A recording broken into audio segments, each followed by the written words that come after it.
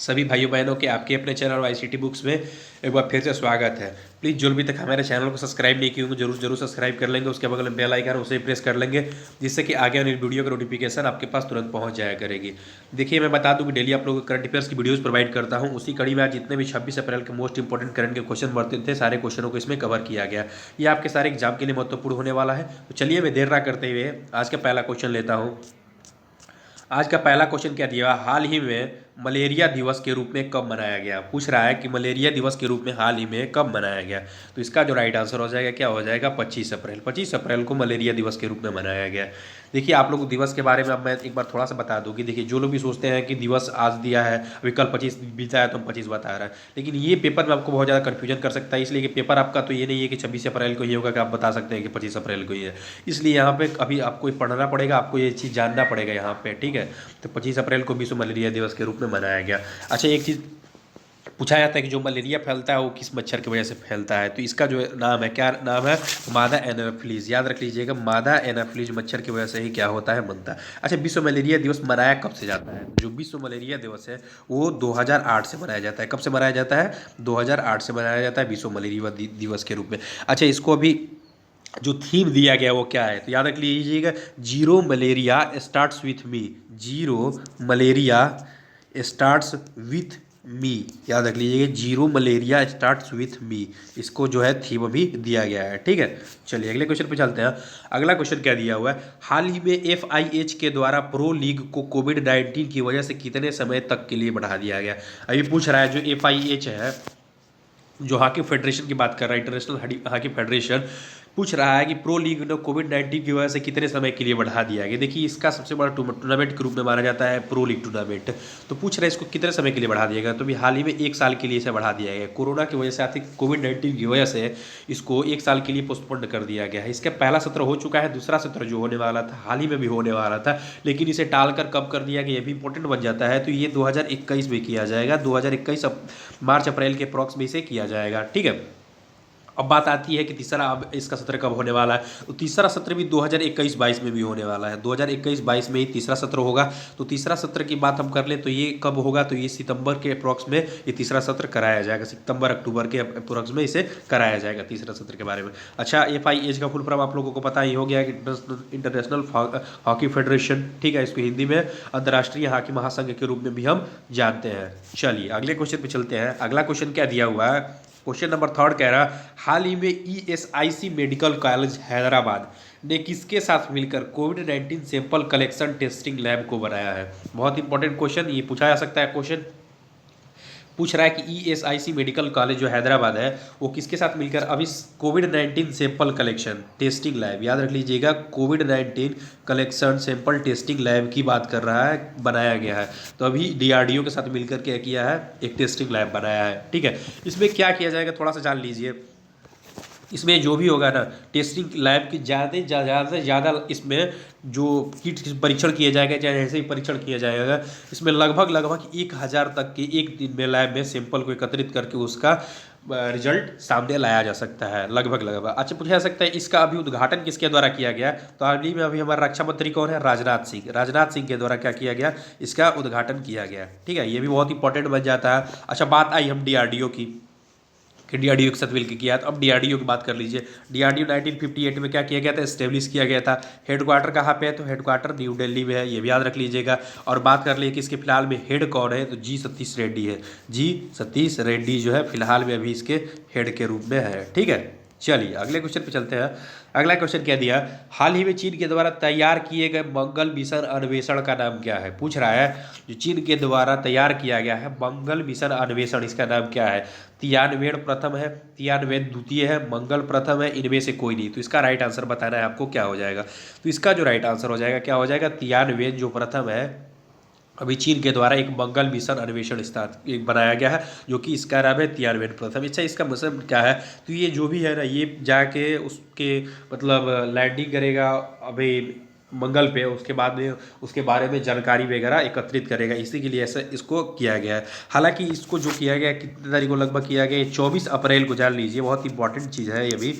24 अप्रैल के दिन ही national space day के रूप में मनाता है। नेशनल स्पेस डे के रूप में चीन के द्वारा मनाया जाता है। इसी के दिन के द्वारा ये ऐसा निर्णय लिया गया। ठीक है, अगला क्वेश्चन चलते हैं। क्वेश्चन नंबर 5 क्या कह रहा है, हाल ही में एनएसबी के प्रमुख किसे चुना गया है। पूछ रहा है कि एनएसबी के प्रमुख को किसे चुना गया है, विकास खंडेलवाल, मालिनी शंकर, शंकर विद्यार्थी, इनमें से कोई नहीं। तो इसका जो राइट आंसर हो जाएगा क्या हो जाएगा, मालिनी शंकर को अभी हाल ही में एनएसबी का अभी चुना गया है प्रमुख। अच्छा, एनएसबी की बात कर ले तो क्या है, तो नेशनल शिपिंग बोर्ड, जो नेशनल शिपिंग जो बोर्ड है उसी के अभी जो नेशनल शिपिंग बोर्ड का अध्यक्ष चुना गया है मालिनी शंकर को। ठीक है, चलते हैं अगले क्वेश्चन पे। अगला क्वेश्चन क्या दिया, हाल ही में किस राज्य सरकार ने अबुबाची मेला को कोविड-19 की वजह से रद्द कर दिया गया है। बहुत ही इंपॉर्टेंट क्वेश्चन आपको पूछा जा सकता है कि जो अबुबाची मेला है वो कहाँ पे लगता है। देखिए, मेला जितने भी क्वेश्चन आप लोगों को पेपर में पूछे जाते हैं तो ये पूछ रहा है कि अबुबाची मेला कहाँ पे लगाया जाता है, ये भी पूछा सकता है। सिर्फ इतना ही समझ लीजिए, आपको यही पेपर पूछेगा, नहीं पूछेगा कहाँ पे रद्द किया जाएगा, रेंट में बनता है तो रद्द पूछा जा सकता है, नहीं तो पूछा सकता है अबुबाची मेला कहाँ पे लगाया जाता है।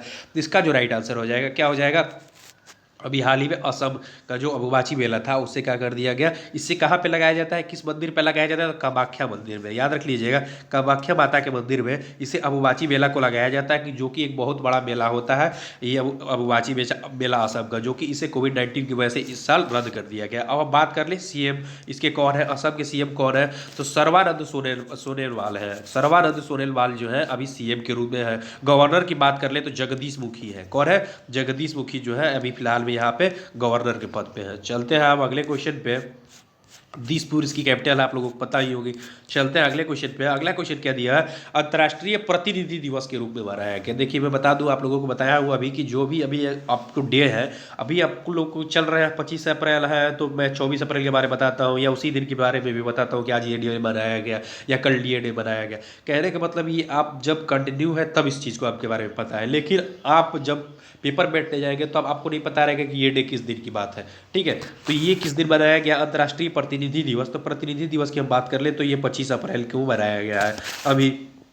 अच्छा, इसमें क्या बात किया गया, प्रतिनिधि दिवस के रूप में क्यों बनाया जाता है, क्योंकि यूनाइटेड नेशन होता है ना, इसके द्वारा क्या किया जाता है कि जो भी मतलब कंट्रीज़ है वो अपनी साझा कार्यक्रम को एक साथ करें, उसके बाद एक दूसरे के बाद में सलहोरा मशवरा करें, चाहे जिस मुद्दे पर हो, चाहे पर्यावरण हो, चाहे पानी हो, चाहे किसी भी क्षेत्र हो, चाहे जैसे भी अभी कोरोना की वजह से देख रहे हैं, तो किसी भी मुद्दे पर बात करने की जो बात आती है तो उसी के लिए अंतर्राष्ट्रीय प्रतिनिधि दिवस के मतलब प्रतिनिधि के रूप में कार्य करें कई देशों को, इसी के लिए ऐसा किया जाता है, ऐसा मनाया जाता है। ठीक है, अगला क्वेश्चन क्या दिया हुआ, एम कोविड-19 नामक मोबाइल एप्लीकेशन राज्य किस सरकार के द्वारा, किस राज्य सरकार के द्वारा लॉन्च किया गया है। पूछ रहा है एम कोविड-19 नामक मोबाइल एप्लीकेशन किस राज्य सरकार के द्वारा लॉन्च किया गया है। उत्तर प्रदेश सरकार के द्वारा, राजस्थान सरकार के द्वारा, मिजोरम सरकार के द्वारा, दिल्ली सरकार के द्वारा। तो बता रहा है इसका राइट आंसर क्या हो जाएगा, तो इसका जो राइट आंसर हो जाएगा क्या हो जाएगा, मिजोरम सरकार के द्वारा हाल ही में क्या किया गया, एम कोविड-19 नामक मोबाइल एप्लीकेशन लॉन्च किया गया है।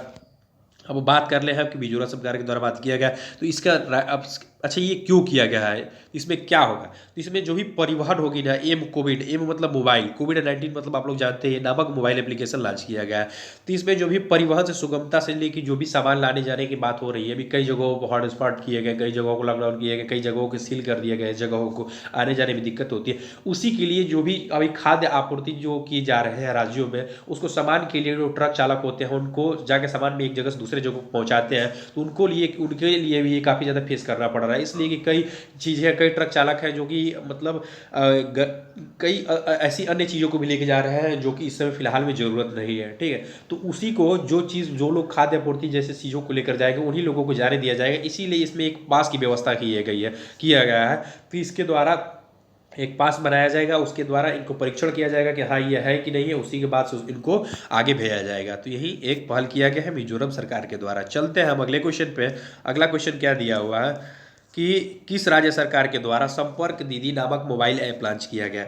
बहुत ही इंपॉर्टेंट क्वेश्चन पूछ रहा है, संपर्क दीदी नामक मोबाइल ऐप लॉन्च किया गया किसके द्वारा, बिहार के द्वारा, उत्तराखंड के द्वारा, हिमाचल के द्वारा, महाराष्ट्र के द्वारा। तो बताना इसका राइट आंसर क्या हो जाएगा। तो इसका जो राइट आंसर हो जाएगा 9वें का राइट आंसर, उत्तराखंड के द्वारा हाल ही में क्या किया गया, संपर्क दीदी नामक मोबाइल ऐप लॉन्च किया गया। अच्छा, इसमें होगा क्या, तो इसमें जो भी लड़के अभी लॉकडाउन के समय में घरों पे है, पढ़ नहीं पा रहे हैं, उनको बहुत ज़्यादा प्रॉब्लम फेस कर रहे हैं। मैं डेली बताता हूँ, लगभग किसी ना किसी राज्य के बारे में डेली सुनने को मिल ही जाता है कि ये ई लर्निंग प्लेटफॉर्म का किसके द्वारा लॉन्च किया गया, ये किसके द्वारा लॉन्च किया गया। तो हालांकि उसी कड़ी में अभी क्या किया गया, संपर्क दीदी नामक मोबाइल ऐप लॉन्च किया गया है। किसके द्वारा लॉन्च किया गया है? उत्तराखंड सरकार के द्वारा। अब हम बात कर ले कि उत्तराखंड कि कैपिटल क्या है, तो कैपिटल क्या है? देहरादून है, याद रख लीजिएगा, देहरादून है। अब हम बात कर ले सीएम की। फिलहाल में सीएम यहाँ पे कौन है? तो यहाँ पे त्रिवेंद्र सिंह रावत है। त्रिवेंद्र सिंह रावत जो है फिलहाल में यहाँ पे सीएम के पद पर। अब बात कर ले कि गवर्नर फिलहाल में यहाँ पे कौन है, तो गवर्नर है बेबी रानी मौर्य। कौन है? बेबी रानी मौर्य। चलिए अगले क्वेश्चन पे चलते हैं। अगला क्वेश्चन क्या दिया हुआ है? हाल ही में पंचायती राज दिवस पर प्रधानमंत्री के द्वारा किन 2 ऐप को लॉन्च किया गया। अभी मैंने बताया कि पंचायती राज दिवस मनाया गया है। किस दिन मनाया गया है पंचायती राज दिवस? आपको मैंने बताया पंचायती राज दिवस हम लोग 24 अप्रैल को मनाया है, 24 अप्रैल के दिन। अब बात आ रही है कि जो 24 अप्रैल के दिन पंचायती राज दिवस मनाए, इसके द्वारा प्रधानमंत्री के द्वारा इस पर 2 ऐप को लॉन्च किया गया। कौन कौन सा है? स्वामित्व ऐप और ई ग्राम स्वराज ऐप। इसमें 2 ऐप लॉन्च किया गया। अच्छा, स्वामित्व ऐप में क्या होगा? तो इसमें जो स्वामित्व ऐप होगा ना, इसमें जो ड्रोन से ग्राम होंगे, उनके जो भी मतलब संपत्ति जुड़ी होगी उसके बारे में जानकारी रखा जाएगा। उसके बारे में जो भी शिक्षा जानकारियाँ होगी उसको एकत्र करके दिया जाएगा गवर्नमेंट को। अब बात आ रही है ई ग्राम स्वराज की। ई ग्राम स्वराज में क्या होगा? तो इसमें होगा जो भी ग्राम प्रधान को पैसे वितरित किए जाते हैं, जो सरकार के द्वारा, राज्य सरकार के द्वारा, केंद्र सरकार के द्वारा, चाहे जो भी इसमें जो भी खाद्य आपूर्ति चीज़ें, चाहे जो भी चीज़ें पहुंचाई जाती है, इसमें सारा बायोडाटा आपको देखने को मिल सकता है। ये जनरल आदमी भी इस चीज़ को देख सकता है, इसमें आप लोगों को जानकारी प्राप्त किया जा सकता है ई ग्राम स्वराज में। ठीक है, तो ये बहुत अच्छी पहल है। तो इसका जो राइट आंसर हो जाएगा ए और बी दोनों हो जाएगा। चलते हैं अगले क्वेश्चन पे। अगला क्वेश्चन क्या दिया हुआ है? देखिए, एक मैं आप लोगों के लिए कुछ क्वेश्चन नोट्स के रूप में रख देता हूँ। क्या दिया है? हाल ही में चीन ने WHO को 30 मिलियन अमेरिकी डॉलर देने की घोषणा की है। चीन ने अभी WHO कितने मिलियन डॉलर देने की घोषणा की है? 30 मिलियन डॉलर देने की घोषणा की है। अच्छा, मैंने कुछ दिन पहले ही बताया था कि अभी किसके द्वारा WHO पर फंडिंग करने की रोक लगा दी गई है। तो अभी अमेरिका के द्वारा अभी क्या कर दिया है? फंडिंग रोक लगा दिया गया था। उसी कड़ी में अभी चीन के द्वारा इनके में वार प्रतिवार का दौर चल रहा है। अभी चीन लगा रहा है कि ये अमेरिका के यहाँ से सैनिकों के द्वारा से ये वहाँ क्या कहते हैं कोरोना निकला हुआ है, और ये कह रहे हैं कि नहीं वुहान के लैब से वितरित हुआ है ये वो। मतलब अभी इनके वार प्रतिवार का दौर चल रहा है। इसी कड़ी में अभी WHO पर फंडिंग पर रोक लगा दिया गया था अमेरिका के द्वारा, और चीन के द्वारा भी WHO को 30 मिलियन, एक बहुत बड़ी रकम होती है, 30 मिलियन अमेरिकी डॉलर देने की घोषणा किया गया है चीन के द्वारा। चलते हैं अगला पॉइंट क्या दिया हुआ। जम्मू कश्मीर में पुलवामा जिले में कोरोना मुक्त घोषित कर दिया गया। हालांकि मैंने अभी आपको 2 राज्य कुछ दिन पहले ही बताए थे। अभी गोवा की मैंने बात किया था। जो गोवा था, क्या था? गोवा की मैं बात, अरे सॉरी, गोवा की बात कर रहे हैं। गोवा में अभी क्या बताया था कि मैंने कोरोना मुक्त राज्य घोषित कर दिया गया था। मणिपुर में भी एक भी केस न आने की वजह से उसे भी कोरोना मुक्त मान लिया गया था। और बात करते हैं जम्मू कश्मीर के पुलवामा जिले को। अभी हालांकि कई ऐसे जिले हैं जो पूरी तरह से मुक्त है, लेकिन जहाँ पे केस पाए गए हैं और उसमें से जो मतलब बहुत ही नामी जिले हैं उसकी बात हम कर ले, तो पुलवामा जिले जो कि आप लोग काफ़ी ज़्यादा जानते हैं, पुलवामा में भी घटना हुई थी, उसी के बारे में पुलवामा जिला काफ़ी ज़्यादा प्रसिद्ध हो गया है। इसी बात कर रहे हैं, पुलवामा जिले में जो कोरोना मुक्त उसे घोषित कर दिया गया। अगला क्या दिया हुआ? हाल ही में प्रसिद्ध निर्देशक उषा गांगुली का निधन हो गया। देखिए, बहुत ही प्रसिद्ध निर्देशक थे उषा गांगुली, इनका निधन हो गया। अब ये इंपॉर्टेंट क्यों बन जाती है? तो इनके संगीत नाटक अकादमी पुरस्कार से नवाजा गया था। संगीत नाटक अकादमी पुरस्कार से इन्हें नवाजा गया था उषा गांगुली को, इसीलिए ये प्रसिद्ध बन जाती है। ठीक है, देखिए आप लोगों को मैं बता दूं कि इसका आंसर की भी आप लोगों को यहाँ पे दिया हुआ है। ये आप लोगों को जो भी PDF होती है आप लोग को प्रोवाइड कर दी जाती है, टेलीग्राम पे प्रोवाइड कर दी जाती है, यहाँ पे भी लिंक डिस्क्रिप्शन में दे दिया जाता है। तो आप लोग वहाँ से अगर PDF को डाउनलोड करना चाहें तो आप लोग डाउनलोड कर सकते हैं। तो प्लीज़ जो भी तक हमारे चैनल पर कंटिन्यू नहीं है, प्लीज़ कंटिन्यू हो जाइए, इसलिए कि आप लोग लॉकडाउन के बाद तुरंत ही पेपर स्टार्ट हो जाएगा। अगर अभी कंटिन्यू नहीं है तो बाद में सोचेंगे कि हम एक ही साथ करंट अफेयर्स पढ़ लेंगे, तो आप लोगों के लिए प्रॉब्लम फेस करना पड़ सकता है। ठीक है, और मैं बता दूँ कि YCT आप लोगों के लिए अभी हिस्ट्री की भी वीडियोज़ प्रोवाइड करती है शाम को। उसके बाद से आप लोगों का और भी टेक्निकल क्लासेज चाहे जो भी क्लासेज है बहुत ही जल्द लेकर आने वाली है।